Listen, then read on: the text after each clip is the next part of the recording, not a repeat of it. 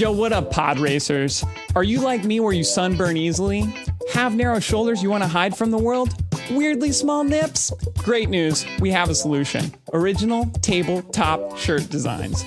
Reading Rainbow, Dungeon Club, a dungeon in a dragon. Find these and more over at patreon.com/Goblins Growlers Shirt Club at the $25 tier.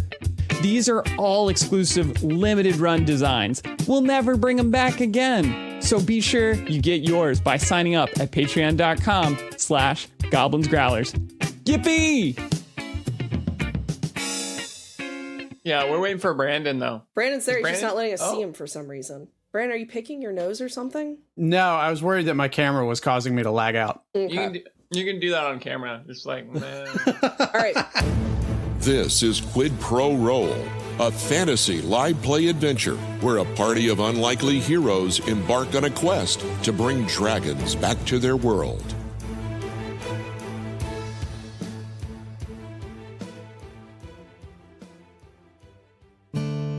Well, howdy, listeners. Welcome to the Daily Crier Listening Show, where all the news and veering and beyond can make its way right to you. So the party arrived, safe and sound in Falmouth, leaving yet another bounty hunter dazed and confused. Though on their way in, wouldn't you guess it, they spot a mysterious purple tent that just plucks on the strings of memory for all of them. Hey Artemis, hope you can hear this. Here's a shout out from atop a mountain. I hope you remember the rest of your tea supplies because you left some of it here. Not that I'm complaining. The Tinker's breakfast tea can is still about half full. Anyway, the party settles into the tent and Koza spends some time talking with Banana the Snake before Artemis herself shows up and presents them all with some rather foreboding oracle cards. They each, one by one, begin to touch their cards, seeing visions of their potential success and failure. I remember that one. Ugh. In any case, I hope you all are having a tremendous time and taking moments to watch the stars. In the words of another MC, here the bright symbols of our hope and fame, in which we read each blessing and curse. All are syllables with which the gods speak our name, in the vast utterance of the universe. And as always, y'all take care now.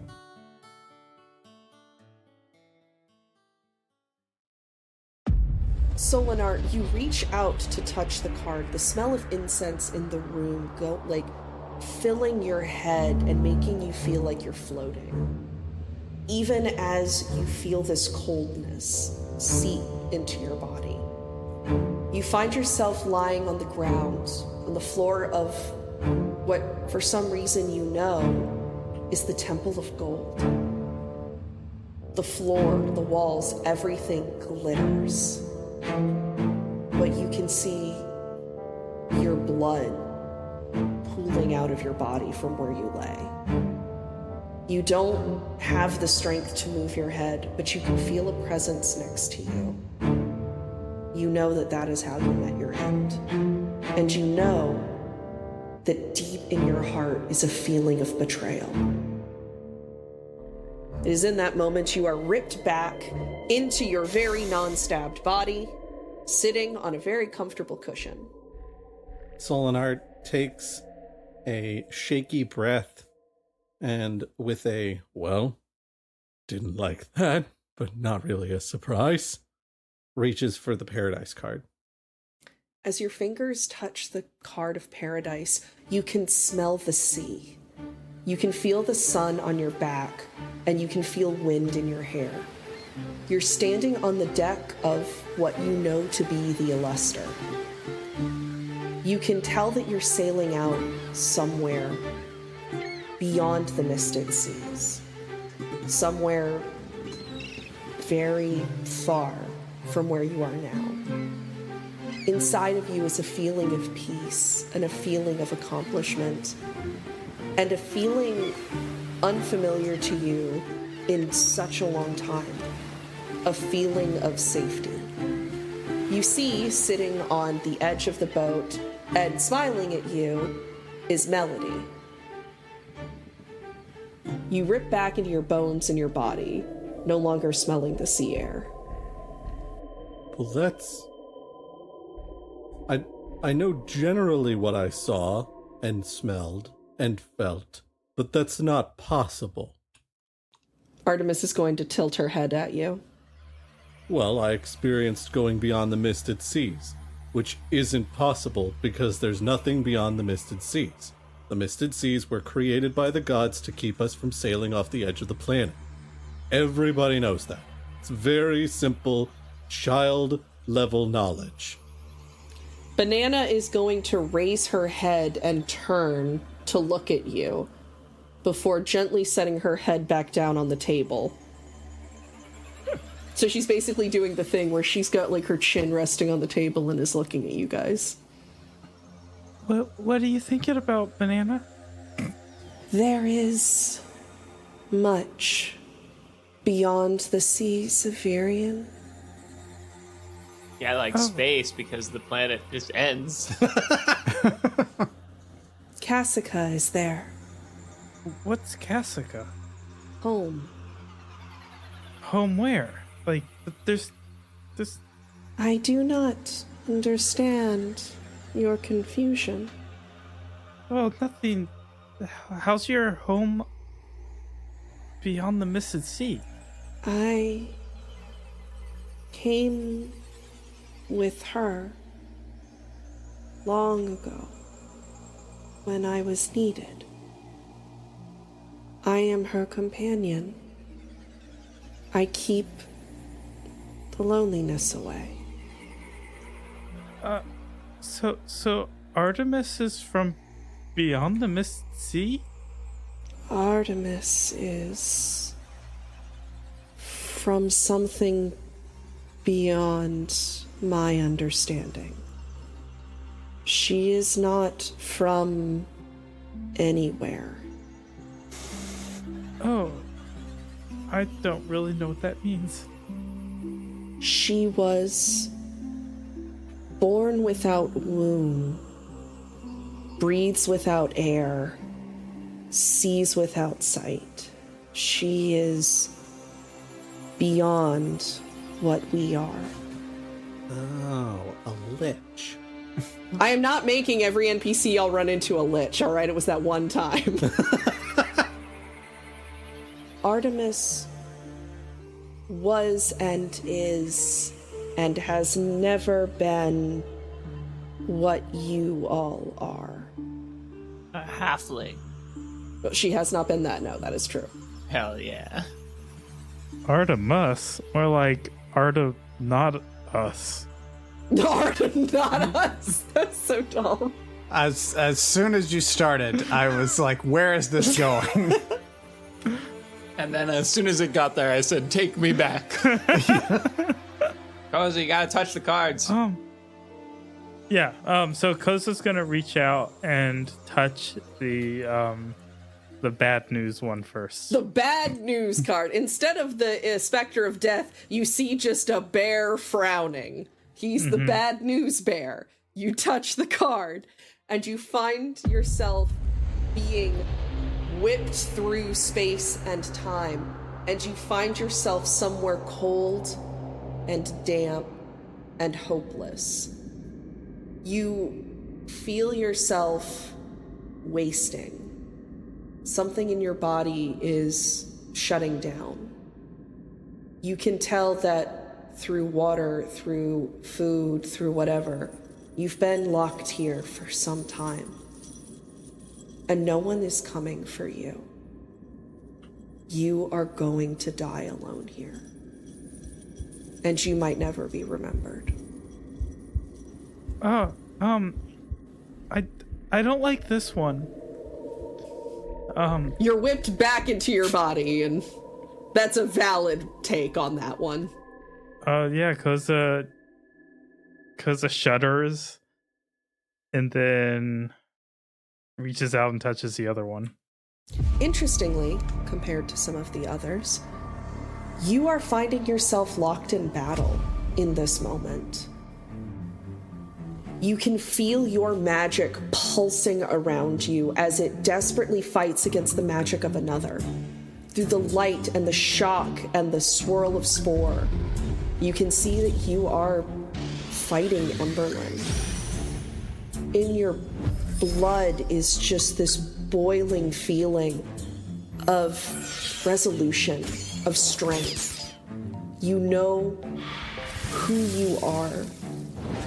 You know what you want to be, and you know what you want.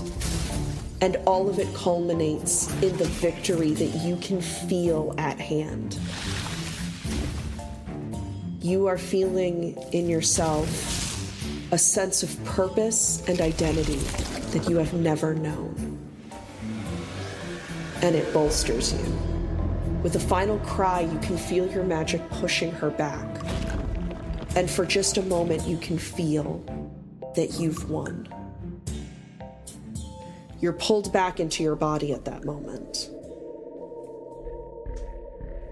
Artemis is going to lean forward, gently moving Banana's head aside. Potential. She's going to raise both hands, and the images of the cards are all going to condense into one each, floating over her hands as if she herself is a scale. I'm not so sure. But maybe. I mean, I certainly like one of these outcomes a lot better than the other. But as I am to understand your meaning, Artemis, this isn't what will happen. This is what may happen. She nods once. In either direction, because I get the distinct impression that one of these things that I've just seen, were it to occur, the other would not. Yes. She looks over at Koza. Unexpected. Oh, what do you mean? She looks at you, kind of as if she's sizing you up for a moment. Complexity. Okay. She sighs, kind of knowing that what she's trying to convey is difficult, and looks back at you. Decision. Decision? Are you saying I need to make some kind of decision? Yes. I don't know about that. Night. Night? It is night. Yeah. Are you sleepy? She gives you sort of a sympathetic look. She's going to open her palm, and in the image you see is a familiar skull wearing a crown with a small mushroom growing out of it. In just a moment, she closes her hand, dispelling the image. Oh, you know the Queen of Spores? She nods once. Oh, that's, how is she doing? I don't think she was doing too well last time we talked. She looks down and then looks back at you, waiting. Okay. Alita's gonna kind of pipe out from the back. So, are these supposed to be, like, one or the other, or could we potentially have neither? Is neither a choice? Just, I don't know about you guys. Did y'all not, did y'all not prefer either of those? No, I had one that was distinctly better than another one. Oh. I mean, it's kind of weird that you don't like either of yours. Yeah, I also had one where I was literally talked to death, which didn't seem ideal. And then another one where all of us were hanging out, being cheered. We had medals on our necks. I was carrying some cool looking doodads that were probably given to me by half soon, half not soon.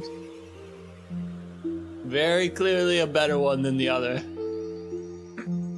So is there anything else that you guys want to do in this tent before you leave? Do you have any questions? Do you have any fortune-telling needs. Hey, do you mind if we stay in the tent tonight? I was thinking the same thing. I was like, Kels was thinking. She kind of like looks around. Bedless. We can sleep on the floor. It's not a problem. We ran into a bounty hunter. Oh, go ahead, Koza. Oh, and these cushions are comfortable too. Yeah, we're afraid that if we stay at the inn, the bounty hunter will find us. And we had just a devil of a time trying to deal with her. Emerald? And Emerald? Oh, yeah. Emerald Dragon. Yeah. Her name was Ellen the Pure. She looks down. No. No, she didn't seem very pure. I agree with you there. She was digging holes and hurting kids, all kinds of stuff. I just love the idea that the bounty hunter's whole gambit was just to have you guys fall in a hole. Clearly she wasn't a very good bounty hunter. Oh, clearly not. Artemis is going to nod, allowing you all to stay for the night, though she does look slightly concerned about the prospect. I mean, we'll be out early in the morning. Don't worry about it. Safe. We're very respectful guests. She stands up and sighs, tea, and walks out of the room. Hey, Artemis. Before I turn in, I was giving some thought to what I saw, which is that there's something out beyond the Misted Seas. And offhand, I was inclined to dismiss that outright. But it's in case it is a thing that is possible, or this is from an era that we simply cannot recall at this point, I think you would have more information than anybody else I know about these. And Solinar produces from his pack a very small sachet of coins. It is 10 GP with foreign symbols on them that are completely unfamiliar to the Virian eye. She's going to hold her hand out and pour the coins in and look at them. There's a look of nostalgia in her eyes. My home. What is a my home? Is that where you're from? She looks perplexed at the question, and then a little confused, as if she doesn't know the answer to that. Doubtful. Is it a place from history, or a place from beyond the Misted Seas? Far. So there is things beyond the Misted Seas.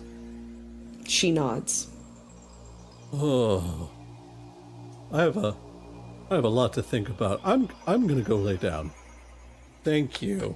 She smiles at him, kind of sympathetically, and returns the small parcel of coins before walking past one of the weird fabric door things that she set up into another room. Cole's gonna walk up to you guys and kind of like look around and then tilt his head curiously. Hey, buddy. I know you're probably feeling weird about this whole thing. Like, would you be okay staying here with Artemis? Banana is going to slither up and he's going to pet her head. He's going to crouch for a moment. Again, giving her little chin scritches. And then he's going to look back up. He's going to nod once. Okay, buddy. We'll come get you when everything's over. But we just think this will be a lot safer for you, rather than getting stuck with our nonsense. He's going to kind of like tug on your cloak a little bit. He seems to be seeking reassurance. Boat gives him a hug. If that concludes your night, Artemis is going to bring you all a very strong tea that puts you right to sleep. Oh my gosh, I love tea so much.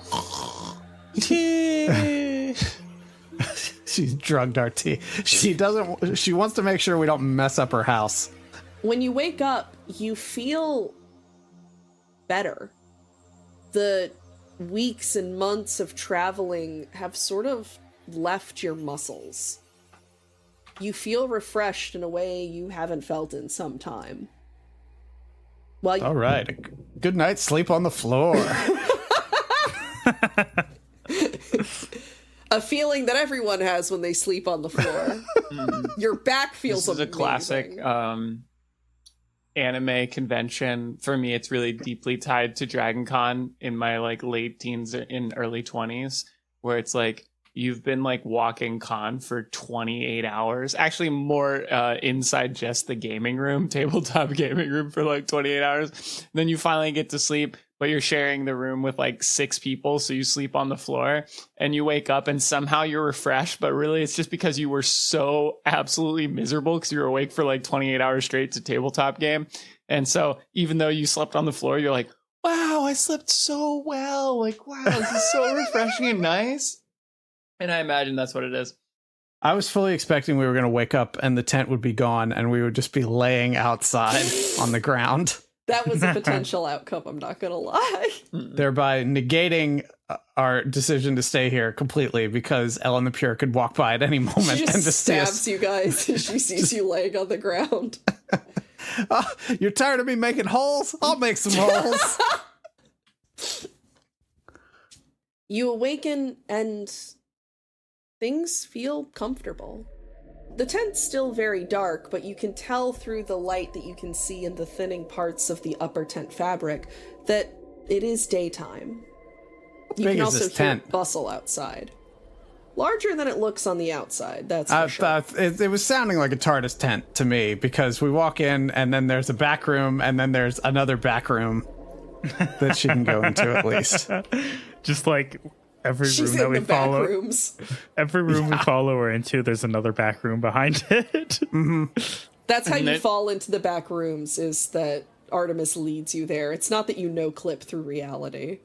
The only way to actually get to the last room is to back up backwards through the back room to the backest room. Backest room. No, that's Solinar's last name. Yeah, it's really a 4th dimensional tent. It's a tenseract. Solinar Tenseract. Bacchus room. Solinar Bacchus. Now, if you guys are continuing on from Valmuth, if you have decided to leave Cole here, now would be the time to say your goodbyes. Does a little screen come up saying like you will not be able to return after this point? I mean, a little, yes. Finish all side quests at this time. We gotta go back to Tinkerhaven so we can... If we go back to Tinkerhaven, Alon will cry. It's so frustrating. The fast travel's bugged and we have to walk all the way there. Oh, man. Hey, you guys have one method of fast travel, but you can only use it once.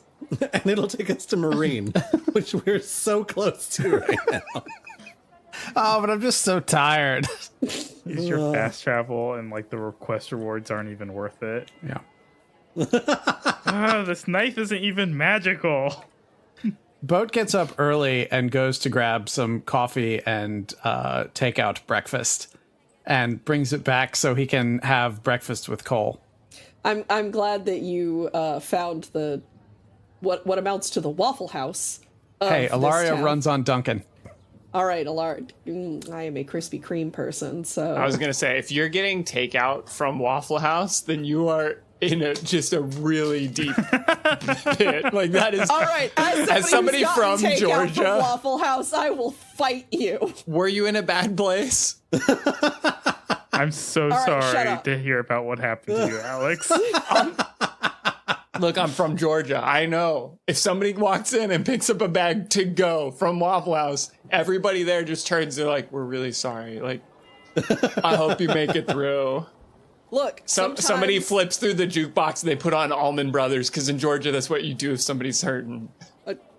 Anyway, Boat shows back up with a greasy bag of breakfast food and coffee in a weird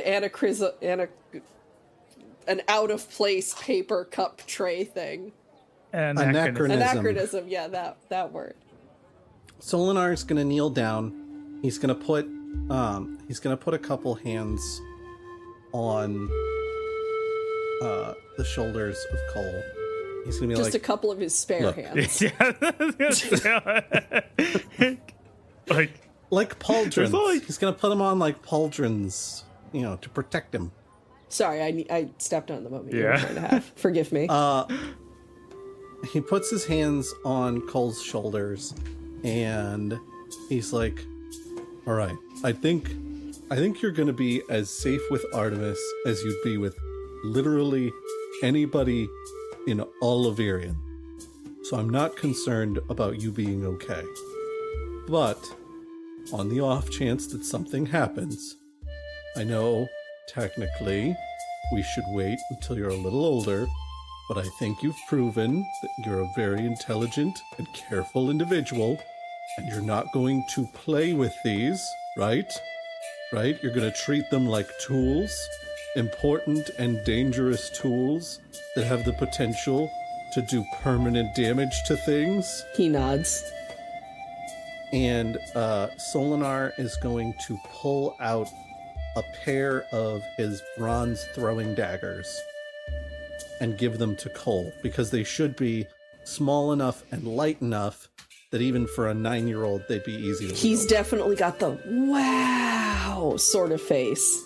Like you did just give him a Red Ryder BB gun with a compass in the stock. Right, yeah. Now, like I said, you have to be careful with these. If at any point Artemis says you have to put them away, you gotta listen to her, okay? He nods. He's going to jump forward, hugging Solinar. Solinar's gonna embrace him in a big hug. Now we're gonna come back. We're still gonna see you, okay? He nods. You can tell that he's getting kind of teary.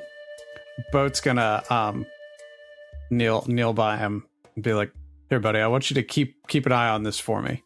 I'll definitely want it back at some point, but I think you taking care of it for now is good." And Boat reaches into his pack and he gives him the Serpentine Heritage Ossuary Championship belt. He's gonna take it and clutch it to himself and nod. Mm-hmm. Yeah, no, I had to kill a big snake for that. So Banana immediately comes in looking offended. Oh, no, Banana. It was a bigger snake. It was a monster snake. Man, It wasn't a nice snake either. No skin All bones.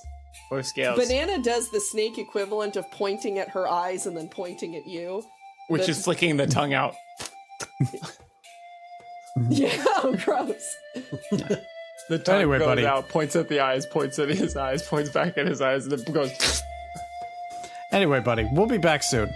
So you just keep an eye on this for us. He nods. Johannes comes up and he's like, "Man, it seems like you got your hands full. But what if they were fuller? I need you to do me a favor, buddy, because we're going to go someplace where it's going to be really dangerous. And if there's one thing I've been noticing lately, it's that some people are so hot. And I mean temperature. Like, oh my gosh, melting rooms. And you know what the problem with that is? That's right. Daquin pops out. Daquin keeps ended up in an oven inside my breastplate. Not good news. And look, somebody's got to make sure that Daquin stays safe. And if I can't do it because I keep getting turned into a microwave, which is something my parents invented and therefore I know about, then you're going to have to make sure that Daquin stays safe. Now, Daquin, you're a paladin of Soon. He nods.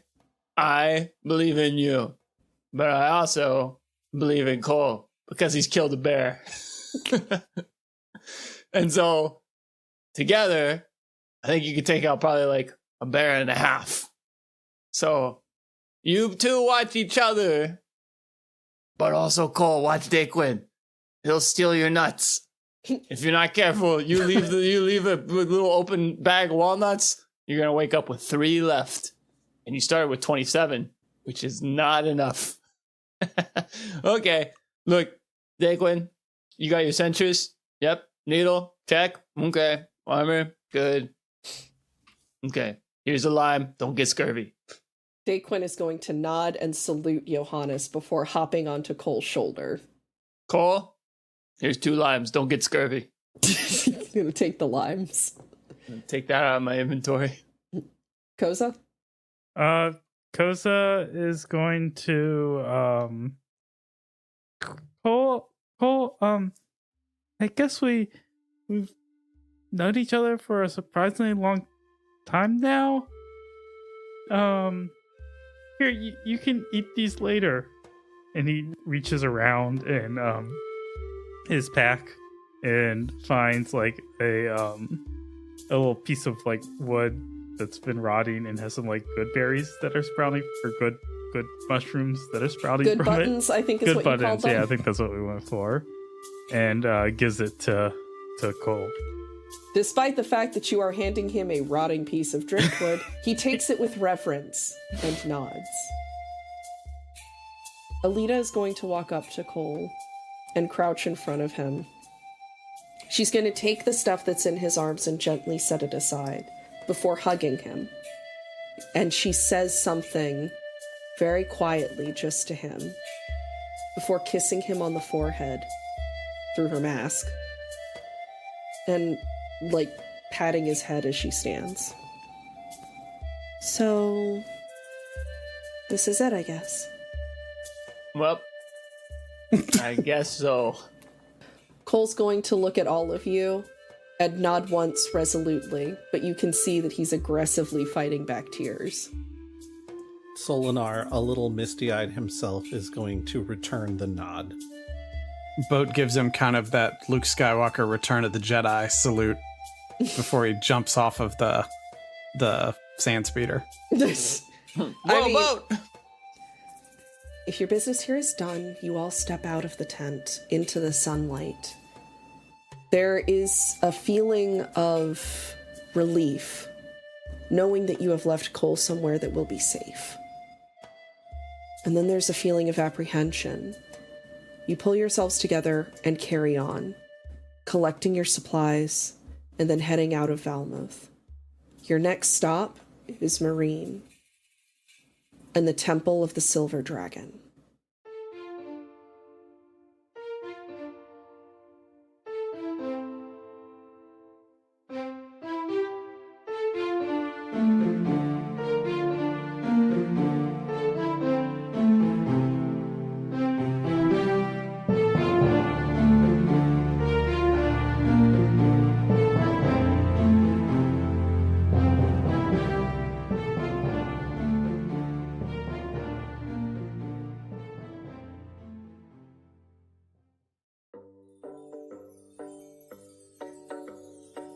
Quid Pro Roll is a co-production of Alpha Comics and Games with Goblins and Growlers. Our audio production and all original music composition is provided by Gabriel Perez. He can be found at Amethyst Audiomancer on Instagram. The voice of Alita and our DM for the podcast is Alex Smith. She can be found at Alpha Comic Games on Twitter. The voice of Charles Gravyboat Barnes is Brandon Dingus. He can be found at Way of Brandalore on Twitter. The voice of Eek and Koza are Chapman Adams. He can be found at What Are Birds on Instagram. The voice of Johannes is Alan. He can be found at The Dungeon Meowster on Instagram. And finally, the voice of Solinar is me, Josh Maltby, and I can be found at BlackCloakDM on Twitter. Thanks so much for listening. He's going to jump forward, hugging Solinar. Holding the knives. Like, Oh, God. that's how he gets stabbed. That's why he feels betrayed. It was the finally an effective bounty hunter. This incredibly long con.